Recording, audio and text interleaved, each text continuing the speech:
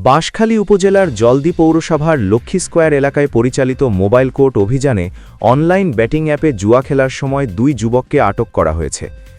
আটককৃতরা হলেন মিয়ার বাজার এলাকার সাকলায়েন মুস্তাক 20 বছর এবং দক্ষিণ জলদির আশকরিয়া পাড়ার বাসিন্দা মোহাম্মদ শাকিল 24 বছর। পরে ভ্রাম্যমাণ আদালত তাদের প্রত্যেককে 1 মাসের বিনাশ্রম কারাদণ্ড ও 200 টাকা করে অর্থদণ্ড প্রদান করেন। অভিযান সূত্রে জানা যায়, প্রথমে সাকলায়েনকে ধরিয়ে দিতে ভূমিকা রাখেন শাকিল। তবে স্থানীয়দের অভিযোগের ভিত্তিতে শাকিলের মোবাইল তল্লাশি করে একাধিক বেটিং অ্যাপের উপস্থিতি পাওয়া যায়। তদন্তে জানা যায়, তারা অনলাইন বেটিংয়ের মাধ্যমে অর্ধলক্ষাধিক টাকা লেনদেন করেছেন। একটি বেটিংকে কেন্দ্র করে সাকলায়েন 8,000 টাকা হারান এবং তা পরিশোধ করেন। পরবর্তীতে শাকিল অতিরিক্ত 12,000 টাকা দাবি করলে তাদের মধ্যে বিরোধ সৃষ্টি হয়। এরই জেরে শাকিল সাকলায়েনকে আইনশৃঙ্খলা বাহিনীর হাতে তুলে দেন।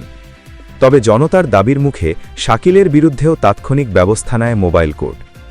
বাঁশখালী থানা পুলিশের সহযোগিতায় পরিচালিত এই অভিযানে নেতৃত্ব দেন উপজেলা সহকারী কমিশনার ও ভূমি ও নির্বাহী ম্যাজিস্ট্রেট মোহাম্মদ ওমর সানি আকন। উপজেলা প্রশাসন জানিয়েছে, অনলাইন জুয়ার বিরুদ্ধে এ ধরনের অভিযান ভবিষ্যতেও অব্যাহত থাকবে। মোহাম্মদ রেজাউল আজিম, বাঁশখালী দর্পণ।